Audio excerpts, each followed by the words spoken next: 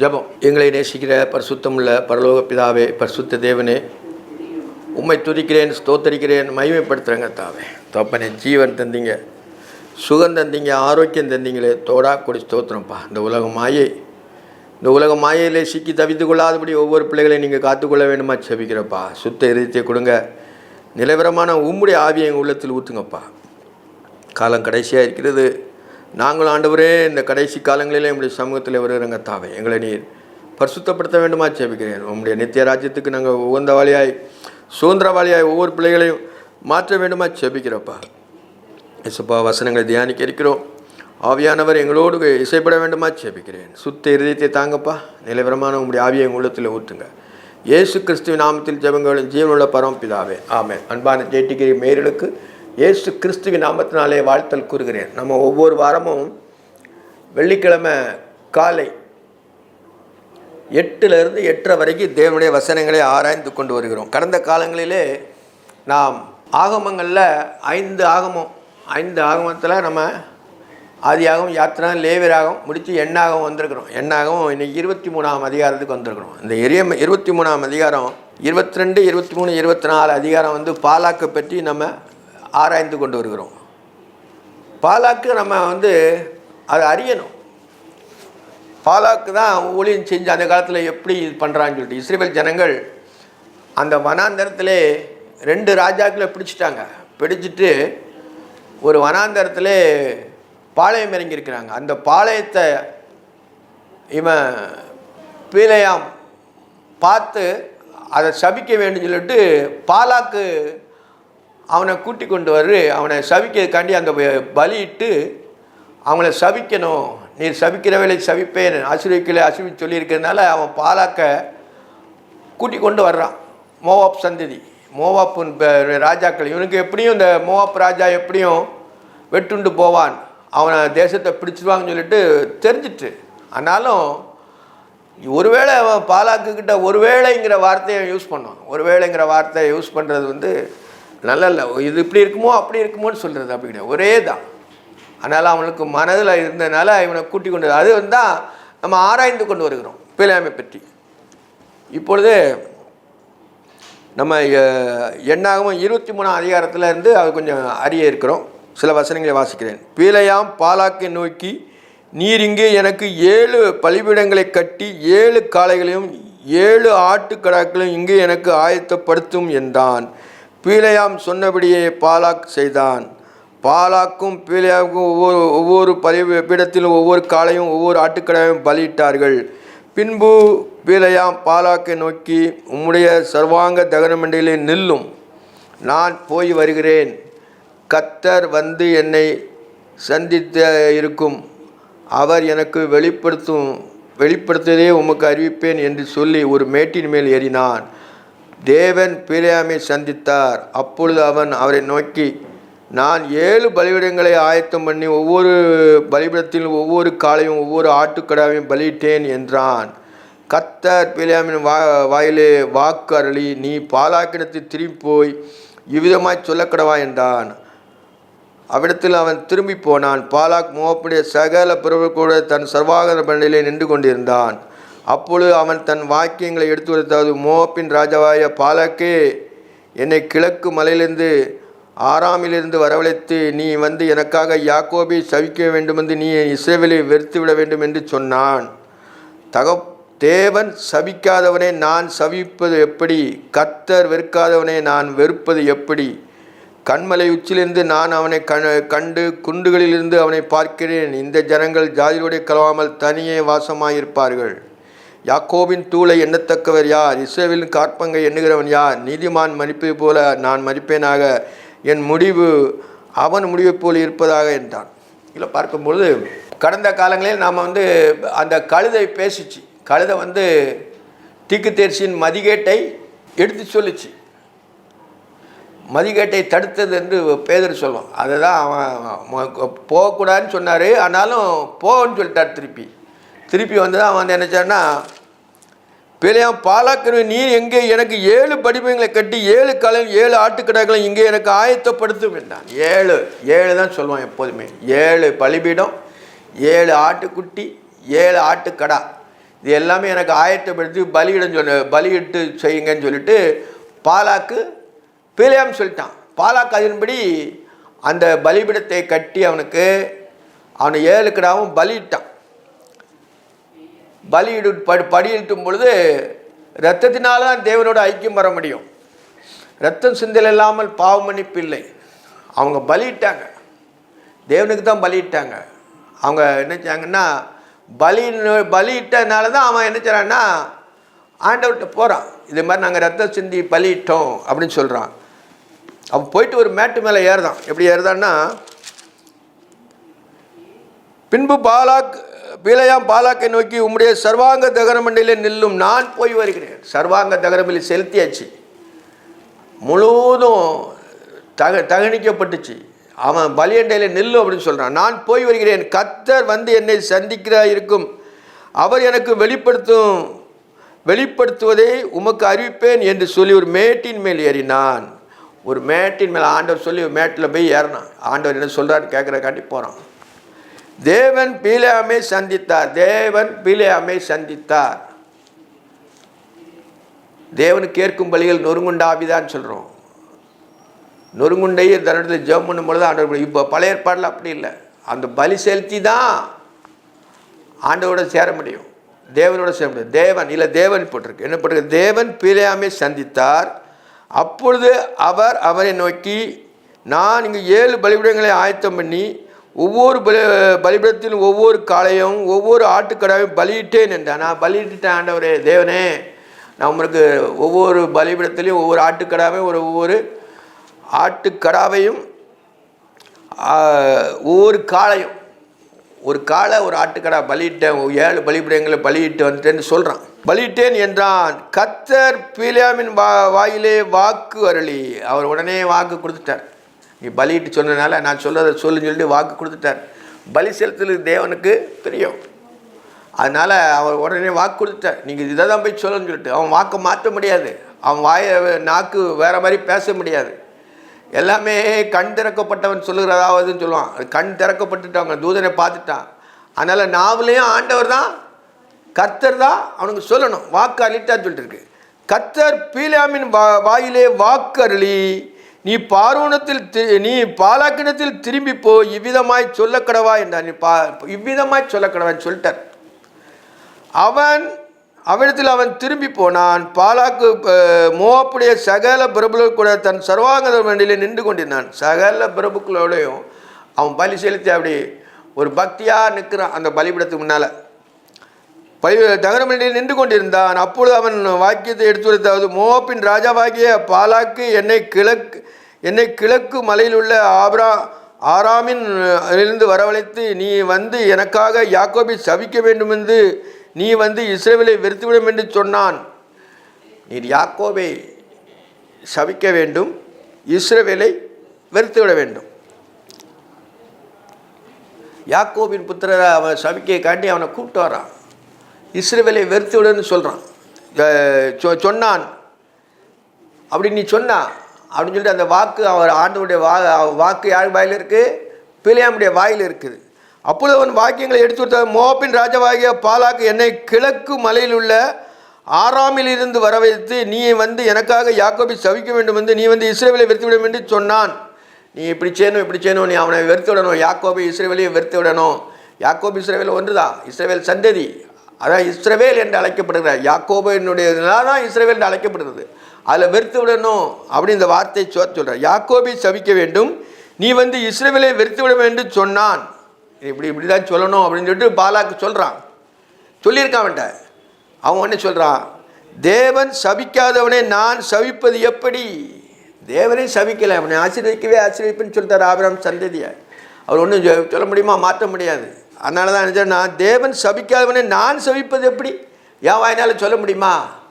ஆண்டவரே அவனை ஆசீர்வதிக்கிறாரு, நான் என் வாயினாலன்னு சொல்ல முடியுமா? அந்த காலத்தில் ஆண்டவர் ஆசீர்வதிக்கும்போது சொல்லுவாங்க, ஆண்டவர் தான் ஆசீர்வதிக்கிறது, இவன் போய் அதை ஒன்றுமே செய்ய முடியாது.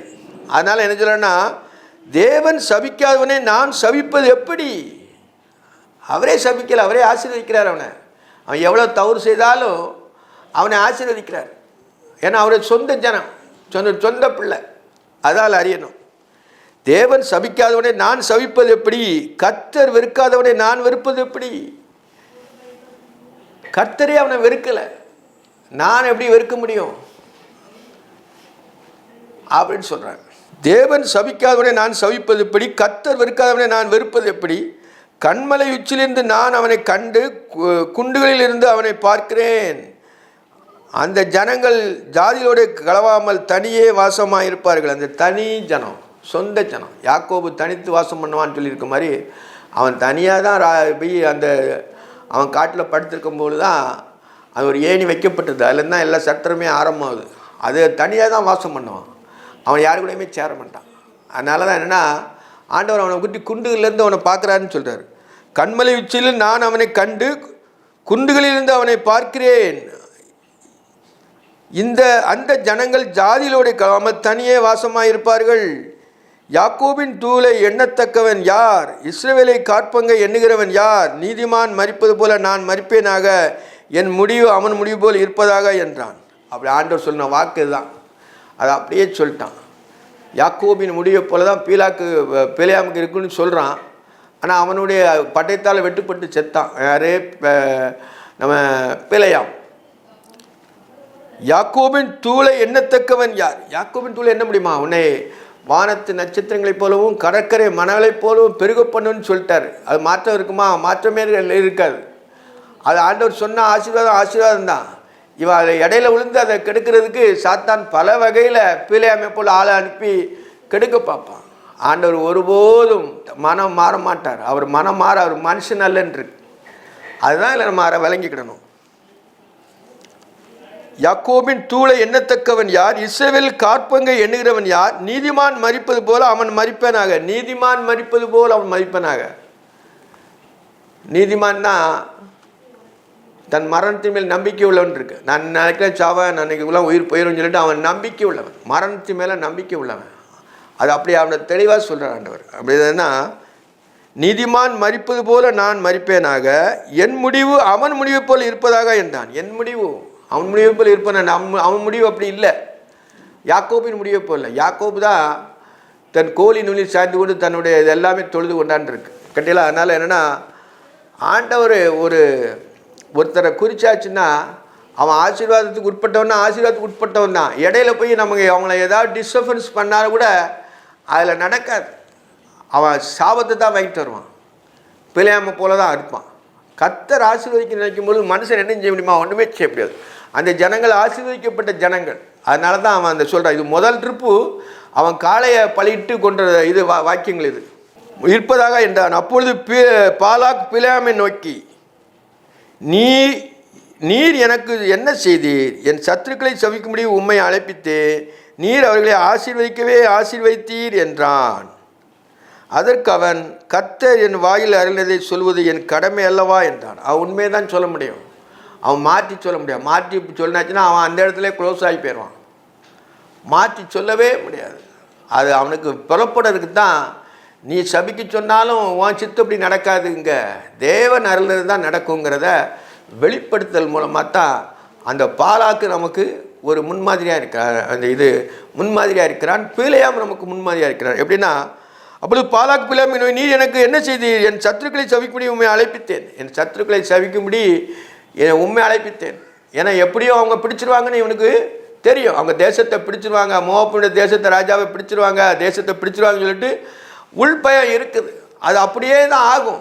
தேவன் அவன் உள்ளே அவனை கொடுத்துருக்கிறாரு. ஆனாலும் இவனை வச்சு நம்ம சபிச்சுட்டு நம்ம ஒருவேளை இதை மாதிரிலான்னு சொல்லிட்டு சொல்கிறான். அதில் நடக்கலை. நீர் அவர்களை ஆசீர்வதிக்கவே ஆசீர்வதித்தீங்கிறார்.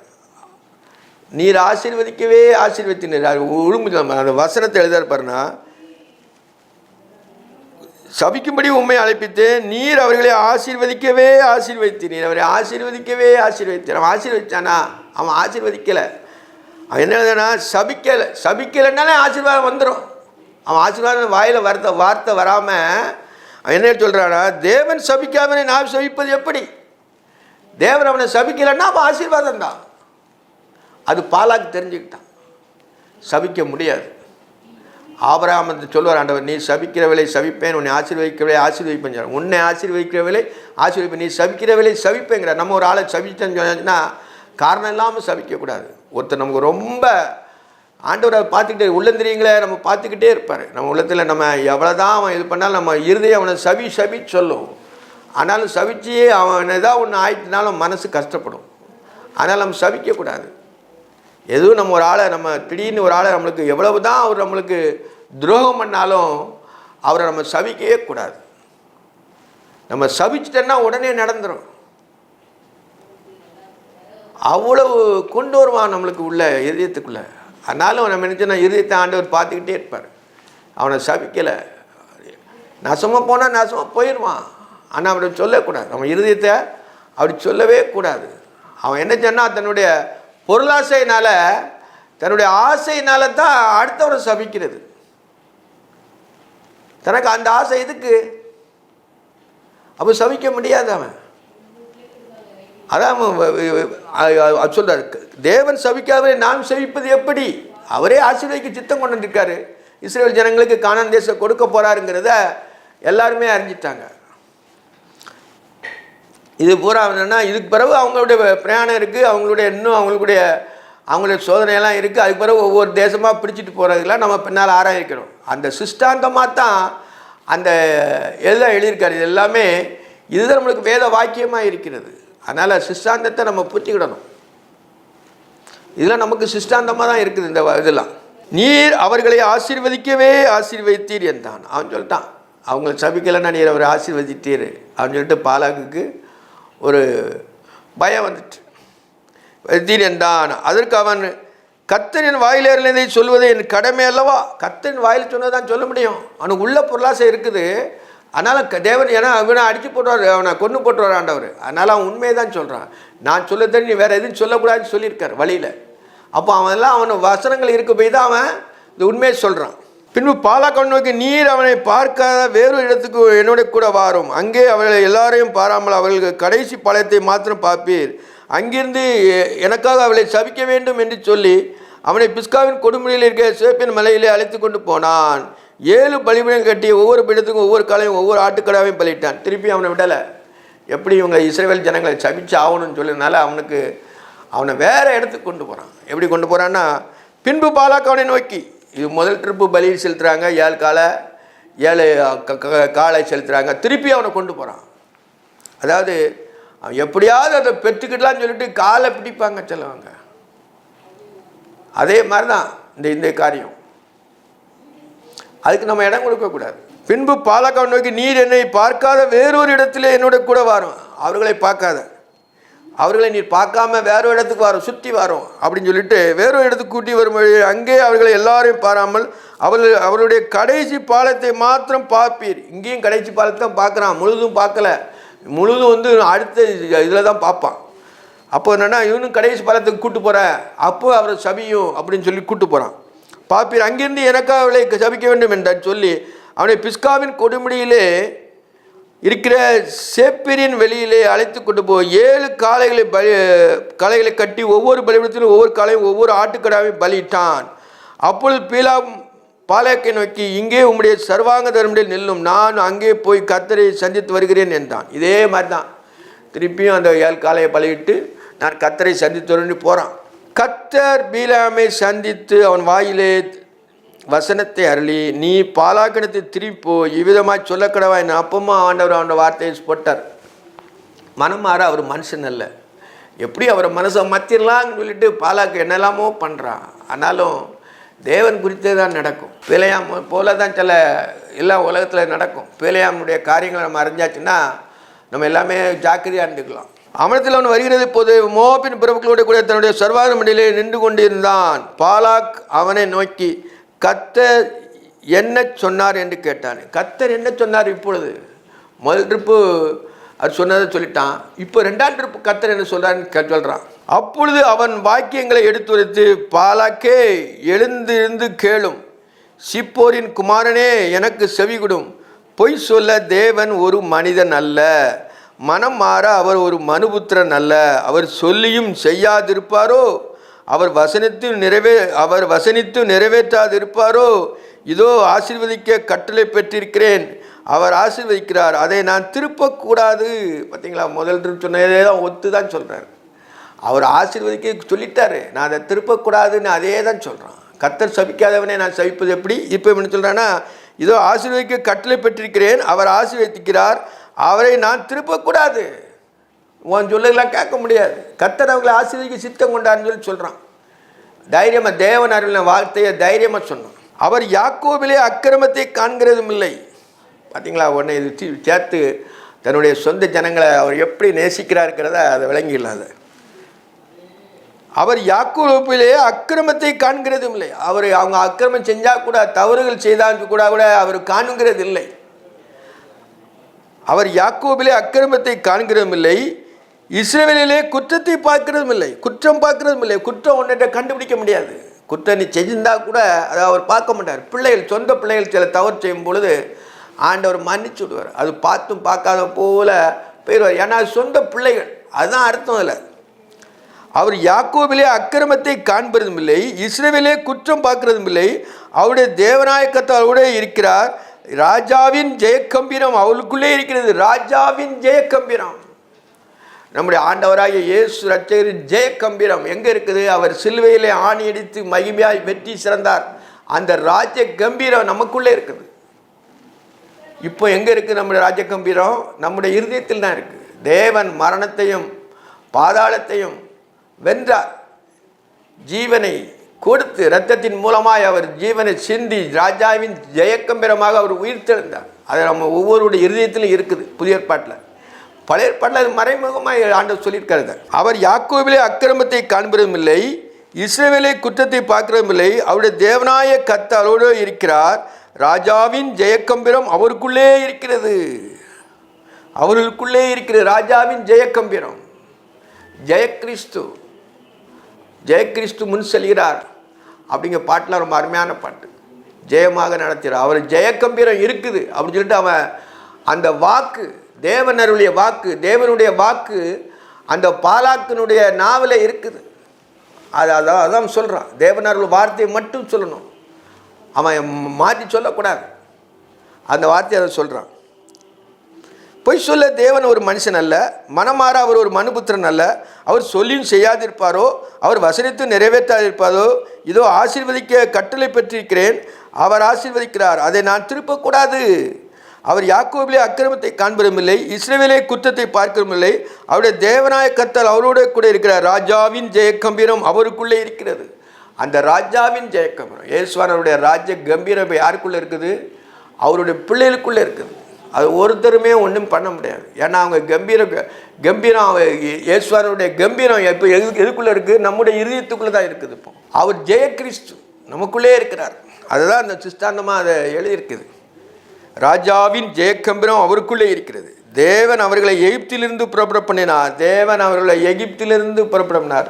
அடிமைத்தன வீடாகிய எகிப்திலிருந்து புறப்பட பண்ணினார். அதை சொல்கிறான். காண்டாமிருகங்களுக்கு ஒத்த பலன் அவர்களுக்கு உண்டு. காண்டாமிருகத்தினுடைய ஒத்த பலன். காண்டாமிருகனுக்கு என்ன பலன் உண்டு? காண்டாமிருகத்தை பார்த்தா அது வந்து எப்படி போட்டாலும் அது பாறை மாதிரி இருக்கும். அந்த பலன் யாருக்கு உண்டு? இஸ்ரவேல் ஜனங்களுக்கு உண்டு. அதான் சொல்கிறான். தேவன் அவளை எகிப்திலிருந்து புறப்பட பண்ணினார். காண்டாமிருகங்களுக்கு ஒத்த பலன் அவர்களுக்கு உண்டு.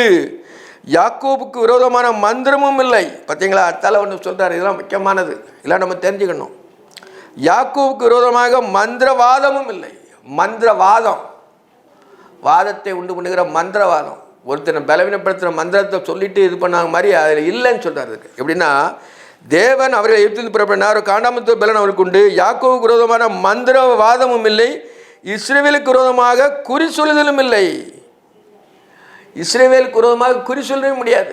மந்திரமும் பலிக்காது. ஏன்னா மந்திரம் மாயுத்தங்கள் பண்ணாலும் அது பலிக்காது. குறியும் இவங்க சொல்றதுக்கு நடக்காது. அதான் ஆண்டவர் சொல்றாரு. இஸ்ரவேலுக்கு விரோதமாக குறி சொல்லுதலும் இல்லை. தேவன்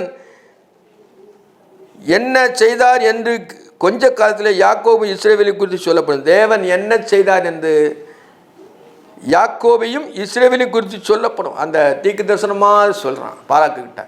அப்போ வந்து பாலாக்கு நடுங்க தான் செய்யணும். ஏன்னா ராஜா கம்பீரம் யாருக்குள்ளே இருக்குது? இஸ்ரவேல் சந்ததியோடு இருக்குது. நம்ம புதிய ஏற்பாட்டில் இயேசுவானுடைய பிள்ளைகளோடு இருக்குது. நம்மளை குமாரனும் குமார்த்தியும் ஆக்கியிருக்கிறார். அவர் ரத்தத்தினாலே நம்ம கழுவப்பட்டிருக்கிறோம். ராஜாவின் ஜெயக்கம்பரம் நமக்குள்ளே இருக்கிறது. காண்டாமத்து மிருகத்துக்கு ஒத்த பலனும் நமக்குள்ளே தான் இருக்கிறது. தேவன் என்ன செய்தார் என்பது கொஞ்ச காலத்திலே யாக்கோபும் இஸ்ரவேல் குறித்து சொல்லப்படும். அந்த ஜனங்கள் துஷ்ட சிங்கம் போல எழும்பும், பால சிங்கம் போல நிமிர்ந்து நிற்கும். அது தன் இரையை பட்சித்து வெட்டுள்ள ரத்தத்தை குடிக்கும் மட்டும் படுத்துக் கொள்வதும் இல்லை. அது அவ்வளவு பலசாலி. சிங்கத்துக்கு ஒப்பா சொல்கிறாரு. காண்டாமிருகத்துக்கு ஒத்த பலன் இருக்குன்னு சொல்கிறாரு. சிங்கம் அவ்வளவு கெர்ச்சிக்கும். அப்பொழுது பாலாக்கு பிலாமை நோக்கி, நீர் என்னை சபிக்கவும் வேண்டாம், அவளை ஆசீர்வதிக்க வேண்டாம். உன்னை புத்தி செஞ்ச மாதிரி சொல்லிட்டான். நீர் அவங்களை சபிக்க வேண்டாம், ஆசீர்வதிக்க வேண்டாம், இவங்க வந்த பாதையில் போதுங்க மாதிரி அவன் சொல்கிறான். அப்பொழுது பாலாக்கு பிலாமை நோக்கி, நீ அவர்களை சபிக்க வேண்டாம், அவளை ஆசீர்வதிக்க வேண்டாம் என்றான். அப்போது பிலேயாம் பாலாக்கை நோக்கி, கர்த்தர் சொல்லுறபடியே செய்வேன் என்று உம்முடைய நான் சொல்லவில்லையா என்றான். அப்பொழுது பாலாக்கு பிலாமை நோக்கி, வாரும், வேறொரு இடத்துக்கு உண்மை அழைத்து கொண்டு போகிறேன், அங்கிருந்தாவது எனக்காக அவளை சபிக்க வேண்டும், தேவனுக்கு பிரியமாக இருக்கும் என்று சொல்லி அவனை எசிமேனுக்கு எதிராக இருக்கிற பேரின் கொடுமுடியிலே அழைத்து கொண்டு போனார். அப்பொழுது பிலேயாம் பாலாக்கை நோக்கி, இங்கே எனக்கு 7 பிடங்களை கட்டி 7 காளைகளையும் 7 ஆட்டுக்கடாக்களையும் ஆயத்தம் பண்ணும் என்றார். இங்கேயும் அதே மாதிரி அவன் வேறு இடத்துக்கு கொண்டு போயிட்டான். இது 3ஆம் ட்ரிப்பு. 2ஆம் ட்ரிப்பு சொன்ன தீக்கு தரிசனம், 3ஆம் ட்ரிப்பும் தீக்கு தரிசனம் சொல்ல போகிறான். அது எல்லாமே 3 மட்டமாக அவன் ஆசீர்வதிக்க தான் செய்கிறான். அப்போ சிஷ்டாந்தமாக நம்ம இதை படிக்கிறோம். ஆனால் புதிய ஏற்பாட்டுக்குள்ள காரியங்களும் இதில் இருக்குது. நம்ம புதிய ஏற்பாட்டில் நம்ம அதை தெரிஞ்சுக்கிட்டோம். ராஜகம்பீரம் என்ன, எது யாது, தேவன் எப்படி கடைசி காலங்களில் எப்படி ஜீவிக்கிறார், இஸ்ரவேலை அவர் எப்படி ஆசீர்வதிக்கிறாருங்கிறத நம்ம புரிஞ்சுக்கிட்டோம். அவனை எசிமேனுக்கு எதிராக இருக்கிற பேயன் கொடுமையிலே அழைத்து கொண்டு போனான். அப்பொழுது பிலேயாம் பாலாக்கை நோக்கி, இங்கே எனக்கு 7 பிடங்களை கட்டி. பிலேயாம் திருப்பியும் அவனுக்கு விடலை. திருப்பியும் அவனை விட மாட்டேக்கானேன்னு சொல்லிட்டு திருப்பியும் அவன் சொல்ல வேண்டியிருக்கு, ஆசீர்வதிக்க வேண்டியிருக்கு. 3 திருப்பு ஆசீர்வதிக்க வேண்டியிருக்கு. 7 பலிபீடம் கட்டி இங்கே எனக்கு 7 காளைகளையும் 7 ஆட்டு கடாக்களையும் ஆயத்தம் பண்ணும் என்றார். இங்கேயும் எனக்கு 7 இது பண்ணுங்க அப்படின்னு சொல்கிறான். நீ அவங்களை சபிக்க வேண்டாம் இதுன்னு சொல்லிட்டு சொன்ன முறை இவன் விடுறதில்லை. பாலாக்க அப்படி சொல்ல. அப்பொழுது பிலேயாம் பாலாக்கை நோக்கி, இங்கே இன்னொரு இடத்துக்கு கொஞ்சம் கூட்டு போய் அப்படி செய்யணும்னு சொல்கிறான். ஏன்னா அவன் இந்த தீக்கு தரிசனங்களை பூரா சொல்லி முடியணும். அது நம்ம நிறைவேற்றுறதுக்கு தான் அவன் பாலாக்கு வரான்.